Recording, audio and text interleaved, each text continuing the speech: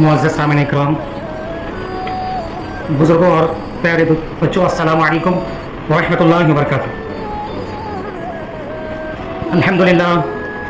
अल्हम्दुलिल्लाहि रब्बिल आलमीन वल आक़िबतु लिल मुत्तक़ीन वस्सलातु वस्सलामु अला सय्यिदिल अंबिया'i वल मुरसलीन व अला आलिहि व अस्हाबिहि अजमईन। अम्मा बाद, फ़अऊज़ु बिल्लाहि मिनश शैतानिर रजीम। बिस्मिल्लाहिर रहमानिर रहीम। या अय्युहल्लज़ीना आमनु इत्तक़ुल्लाहा हक़्क़ तुक़ातिही व ला तमूतुन्ना इल्ला व अंतुम मुस्लिमून।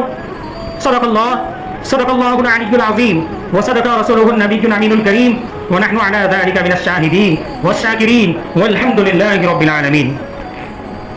बारहे तौहीद के मतवालों, शमए रिसालत के परवानों, औलिया उम्मत के चाहने वालों, गौस व ख्वाजा की याद बनाने वालों, हुजूर की याद मनाने वालों, हुजूर से मोहब्बत करने वालों, आइए मैं अपनी गुफ्तगू आगे ले चलूँ।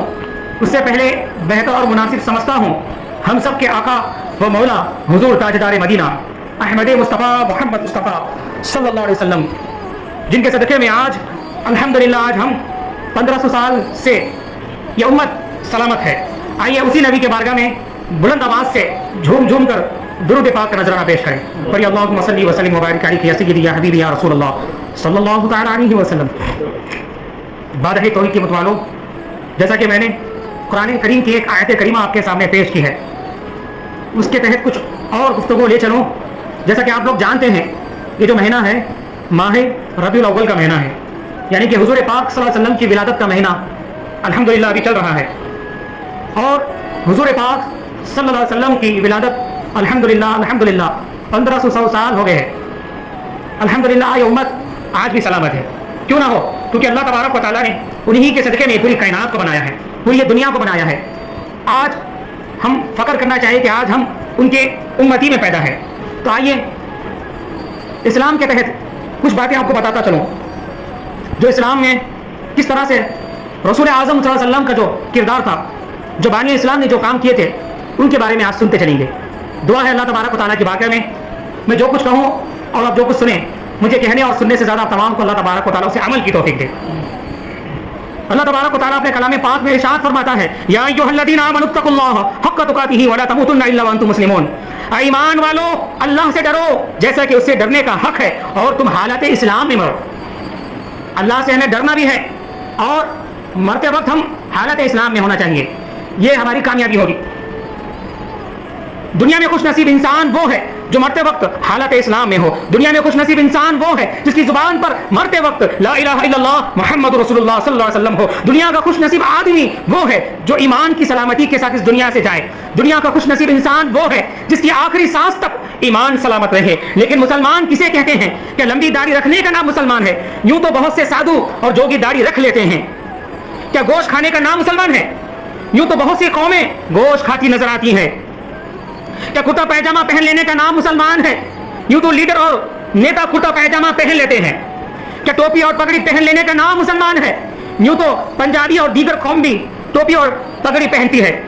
बल्कि अल्लाह उसके रसूल के नाम मानने का नाम इस्लाम है। अल्लाह उसके रसूल के हर हुक्म को मानने का नाम इस्लाम है। अल्लाह उसके रसूल के हुक्म पर जान निछावर करने का नाम इस्लाम है। अल्लाह उसके रसूल के नाम पर जान माल कुर्बानी देने का नाम इस्लाम है। सरकार दो आलम सल्लल्लाहु अलैहि वसल्लम की जिंदगी का मुताला करो, सरकार मदीना सल्लल्लाहु अलैहि वसल्लम की सीरत का जायजा लो तो मालूम होगा अल्लाह के प्यारे हबीब ने अल्लाह के हर हुक्म को बंदों तक पहुंचाया। सरकार मदीना ने पहले खुद हुक्म पर अमल करके बंदों को दिखाया। अल्लाह के हर हुक्म के सामने सर झुकाया। आप कानून साज थे। सबसे पहले आपने हर कानून पर अमल करके बताया ताकि लोगों को कोई एतराज बाकी ना रहे। इस दौर में लोग कानून बनाते हैं, खुद उस पर अमल नहीं करते, इसलिए वो कानून ज्यादा दिनों तक नहीं चलता। लेकिन मेरे सरकार मदीना सल्लल्लाहु अलैहि वसल्लम ने जिस बात का हुक्म दिया पहले उस पर अमल करके बताया। नमाज का हुक्म दिया तो पहले नमाज पढ़कर बताया। रोजे रखने का हुक्म दिया तो पहला रोजा रखकर बताया। कुर्बानी का हुक्म दिया तो पहले कुर्बानी पहले खुद करके बताया। खैरात व सदक़ात का हुक्म दिया तो पहले खुद सदका व खैरात करके बताया। और लोगों को बेवा औरत से शादी करने का हुक्म दिया तो पहले खुद बेवा औरत से शादी करके बताया। लोगों को सब्र का हुक्म दिया तो पहले खुद पत्थर खाकर सब्र किए।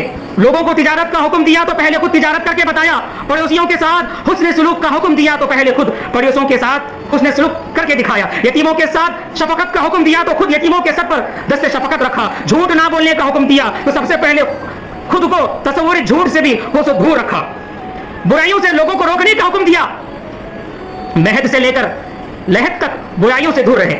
यही वजह है कि यह कानून बानी इस्लाम ने आज से 1500 साल पहले नाफिज किया था, आज तक कायम है और कल तक कायम रहेगा। सरकार मदीना सल्लल्लाहु अलैहि वसल्लम की जिंदगी गुजारने का एक नमूना बताया, एक दस्तूर बताया, एक ज़ाब्ता हयात अता किया जिस पर चलना हमारे लिए आसान हो गया।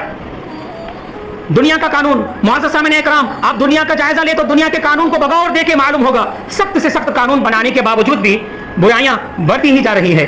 हजारों कानून नाफिज करने के बावजूद जराइम बढ़ते ही जा रहे हैं। क्या वजह है? बुराइयां का खातिमा नहीं हो रहा है। अब गौर करें तो पता चलेगा, इन सब कानून को बनाने वाला इंसान है, नाफिज करने वाला इंसान है, और इंसान के अफकार व ज़हान महदूद है, इंसान से गलतियां हो सकती है। दुनिया का कानून जब कानून बनाता है, माजी और हाल को देखकर कानून बनाता है, इसलिए वो कानून मुस्तकबिल के लिए बेसूद होता है। वो कानून इतना मुस्तहकम नहीं होता जो इंसान के लिए हर दौर में काम आ जाए। इसलिए वो कानून रेत के ताज की महल की तरह थोड़े दिनों में जमीन में बोझ हो जाता है, यानी कि बालू का जो रेत रहता है उस तरह वो क्या है, जमीन में धंस जाता है। लेकिन इस्लाम का कानून वो कानून है जिस कानून का बनाने वाला खालिक कायनात है, परवरदिगार आलम है, जो हय्युल क़य्यूम है, जिसका नाफिज करने वाला बानी इस्लाम मदीने ताजदार हुजूर अकरम सल्लल्लाहु अलैहि वसल्लम खालिक कायनात के सामने माजी भी है, हाल भी है और मुस्तकबिल भी है। जो हो चुका उसको अल्लाह तबारक व तआला जानता है, जो हो रहा है उसका भी इल्म है, जो होने वाला है उसको भी अल्लाह तबारक व तआला जानता है। इसलिए अल्लाह तबारक व तआला ने अपने बंदों के लिए ऐसा कानून बना के भेजा जो माजी वालों के लिए कार आमद हो, जो हाल वालों के लिए भी काफी हो और मुस्तकबिल वालों के लिए भी फायदेमंद हो। अल्लाह तबारक व तआला ने इस कानून का नाम रखा है इस्लाम। इस दौर में इस्लामी कानून की जरूरत है, हर मुल्क वालों के लिए जरूरत है, हर मजहब वालों के लिए जरूरी है, हर कौम वालों के लिए जरूरी है, हर शहर वालों के लिए जरूरी है। अगर आप माशरे से बुराइयां खत्म करना चाहते हैं तो इस्लामी कानून को अपनाना होगा। अगर आप सोसाइटी से बुराइयां खत्म करना चाहते हैं तो इस्लामी कानून को गले लगाना होगा। अगर आप समाज से बुराइयां खत्म करना चाहते हैं तो इस्लामी कानून को लागू करना होगा। अगर आप अपने शहर से बुराइयां दूर करना चाहते हैं तो इस्लामी कानून जारी करना होगा। अगर आप अपने मुल्क के जराइम को खत्म करना चाहते हैं तो इस्लामी कानून को कबूल करना होगा। शराब नोशी, आप इस दौर का जायजा लीजिए तो अपने माशरे में बगौर मुताला कीजिए, नाफिज करदा कानून का जायजा लीजिए तो मालूम होगा शराब नोशी क्या है, जुर्म है। इश्तिहारात के जरिए उसके बारे में बताया जाता है कि ये पीने से आदमी की तबीयत खराब हो जाती है, लेकिन शराब पीने वालों पर कोई पाबंदी नहीं। लाइसेंस निकाल लिया, शराब बेचना कोई जुर्म नहीं। तो मैं पूछना चाहता हूं इस कानून साज से, जो शराब के लाइसेंस के जरिए बेची जाती है क्या वो सेहत के लिए गलत नहीं? मैं पूछना चाहता हूं उस कानून साज से जो शराब लाइसेंस के जरिए बेची जाती है क्या वो शराब पीने के बाद इंसान अपने अकल व होश खो नहीं बैठता? मैं पूछना चाहता हूं उस कानून साज से जो शराब लाइसेंस के जरिए बेची जाती है क्या वो शराब पीने के बाद इंसान भले और बुरे की तमीज को फरामोश नहीं करता? अगर ऐसा कानून साज को सोचना चाहिए, अपने जहन के पर्दे को वसी करना चाहिए। जो शराब लाइसेंस के लेके फरोख्त करे वो भी मुजरिम, जो लाइसेंस लेके बगैर फरोख्त करे वो भी मुजरिम, जो शराब पिए वो भी मुजरिम, जो शराब पिलाए वो भी मुजरिम, क्योंकि शराब आखिर शराब है। अगर आप सच्चे दिल से माशरे को शराब नोशी से खत्म करना चाहते हैं तो इस्लामी कानून को अपनाइए। शराब नोशी खुद ब खुद खत्म हो जाएगी। कुरान मुकद्दस में अल्लाह तबारक व तआला इरशाद फरमाता है, यसअलूनका अनिल खम्रि वल मैसिर कुल फीमा इस्मुन कबीर। आपसे लोग जो शराब नोशी के बारे में पूछते हैं, आप कह दीजिए दोनों में बहुत बड़ा जुर्म है। इस्लामी कानून के मुताबिक शराब बनाना जुर्म है, शराब पीना जुर्म है, शराब को हाथ लगाना जुर्म है, शराब का पीना जुर्म है, शराब को पिलाना जुर्म है, छुप के पिए तो जुर्म है, दिखा के पिए तो जुर्म है। अगर माशरे से बुराइयां दूर करना चाहते हो तो इस इस्लामी कानून को नाफिज करना होगा। यही वो कानून है, कानून इलाही है, जो हर दौर में आमद साबित होगा, यानी कि फायदेमंद होगा।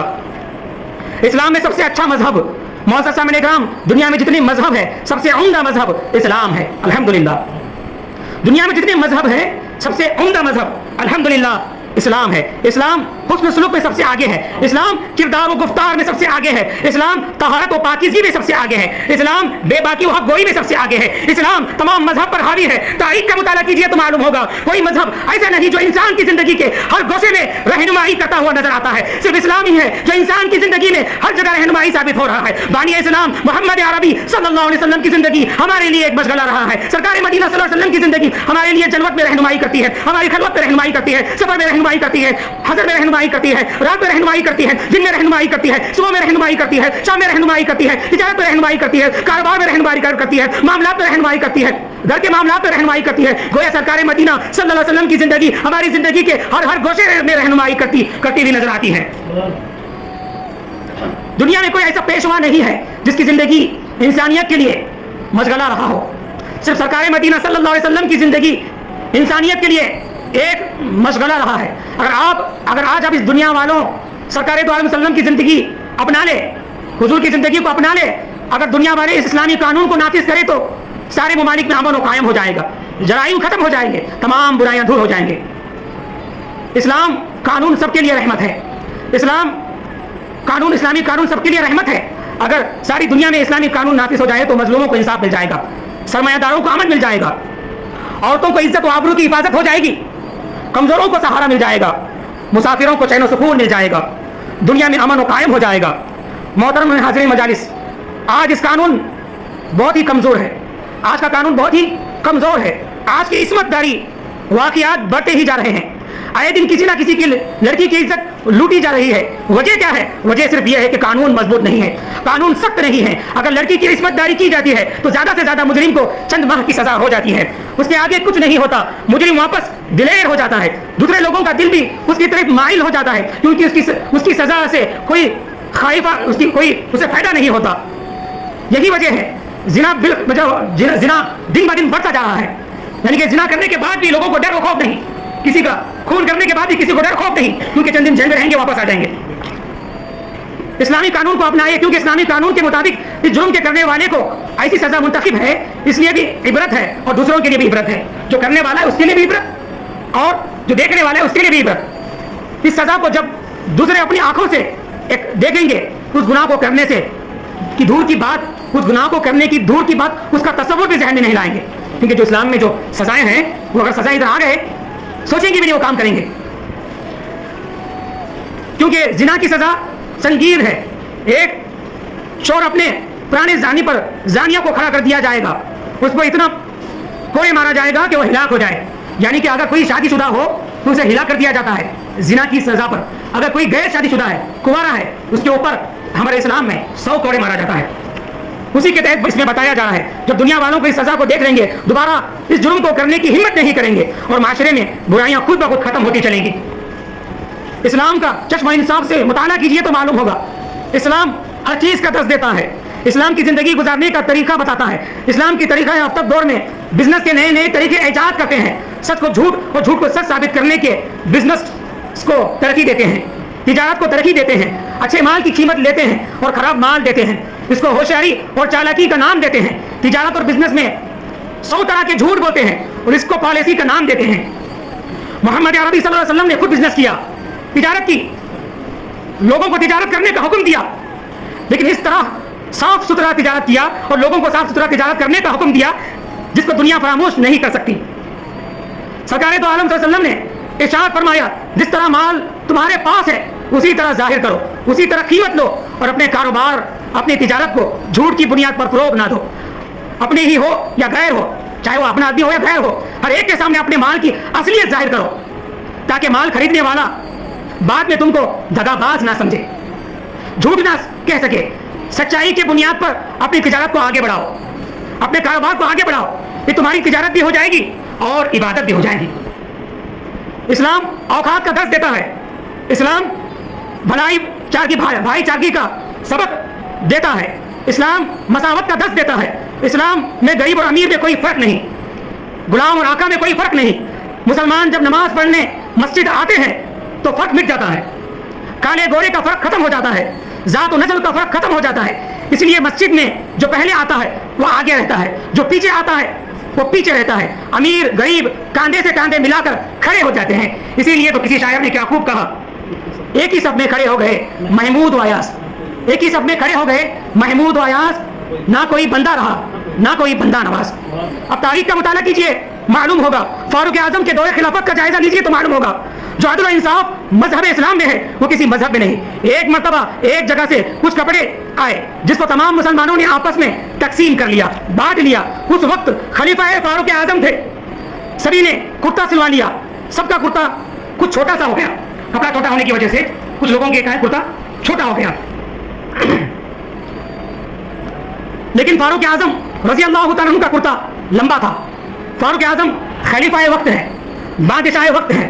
اس کے باوجود ایک شخص عرض کرتا ہے, اے امیر المؤمنین, آپ کا کپڑا تو برابر تقسیم کیا گیا تھا, سبھی کو برابر تقسیم کیا گیا تھا, پھر آپ کا کرتا لمبا کیسے ہوا؟ کیا آپ کپڑا زیادہ لیے تھے؟ فاروق اعظم سے پوچھا جا رہا. جو فاروق اعظم بادشاہ وقت ہے, حاکم وقت ہے, ان کا روب دبدبا سے ہر کوئی کانپتا ہے.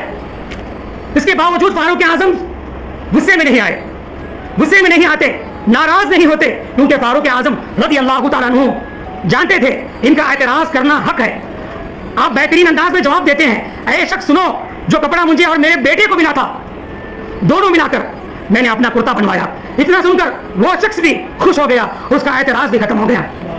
تو آپ غور کیجئے, اس دور میں کسی عہدیدار سے کچھ پوچھا جاتا ہے, وہ ناراض ہو جاتا ہے اور جواب دینا اپنی توہین سمجھتا ہے. اگر ایسی خوبی پائی جاتی ہے تو صرف مذہب اسلام میں پائی جاتی ہے.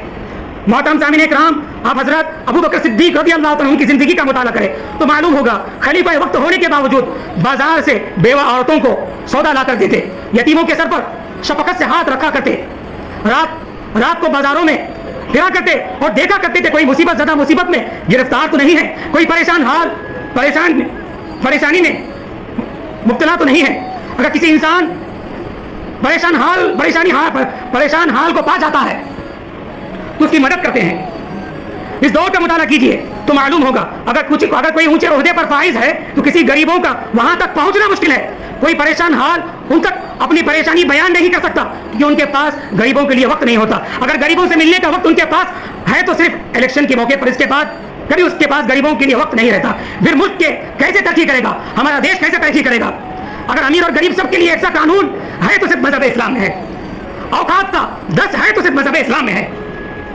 ایک مرتبہ فاروق اعظم رضی اللہ تعالیٰ عنہ اپنے غلام کے ساتھ ملک کی طرف سفر کیے. غلام نے عرض کیا, میرے پیارے آقا, آپ کا غلام ہو, آپ اونٹ پر بیٹھے, میں رسی پکڑ کر آگے چلوں گا. فاروق اعظم رضی اللہ تعالیٰ عنہ نے ارشاد فرمایا, میں مانتا ہوں تو میرا غلام ہے, لیکن تو بھی تو انسان ہے, تیرے اندر بھی روح ہے, تجھ کو بھی راحت و مشقت کا احساس ہوتا ہے. لہٰذا انصاف یہی ہے, کبھی اونٹ پر تم بیٹھو اور میں پیدل چلوں, اور کبھی تم پیدل چلو میں اونٹ پر بیٹھوں. آخر فیصلہ ہو گیا, 1 میل پیدل مالک چلے, 1 میل پیدل غلام چلے. بالآخر جس شہر میں جانا تھا, جب وہ شہر قریب آ گیا, فاروق اعظم رضی اللہ عنہ کی بارگاہ, کیا فاروق اعظم رضی اللہ تعالیٰ عنہ کی باری آئی, یعنی کہ ان کے اونٹ پر بیٹھنے کی باری آئی, پیدل چلنے کی آئی, اور غلام کی باری اونٹ پر بیٹھنے کی آئی. غلام حیران ہو گیا, عرض کرنے لگا, حضور شہر قریب آ گیا, یہ کیسے ہو سکتا ہے؟ خلیفہ وقت اونٹ کی رسی پکڑ کر آگے چلے اور غلام اس کے سامنے رسی پر اونٹ پر بیٹھ کر چلے, اونٹ پر سوار ہو کر چلے. لیکن فاروق اعظم رضی اللہ عنہ نے گزدار آواز سے بولا, میں نے جو فیصلہ کر دیا وہ ہو کر رہے گا. غلام ہو آقا نہیں دیکھا جائے گا, انصاف دیکھا جائے گا. آخر جب شہر پہنچے, شہر والوں نے غلام کو خلیفہ وقت سمجھا, اس کی عزت کے ساتھ اونٹ سے اتارنے لگے. غلام چلا کر کہنے لگا, میں غلام ہوں, میں خلیفہ وقت نہیں ہوں, یہ جو نیچے ہیں یہ خلیفہ وقت ہیں. اور غلام نے سارا واقعہ سنایا. سب تعجب میں پڑ گئے. فاروق اعظم رضی اللہ عنہ کا انصاف دیکھ کر حیران ہو گئے. تو دیکھا آپ نے, جو انصاف مذہب اسلام میں ہے کسی اور مذہب میں نہیں ہو سکتا. اس لیے قانون اسلام قانون پر حاوی ہے. قانون اسلام تمام قانون سے افضل ہے.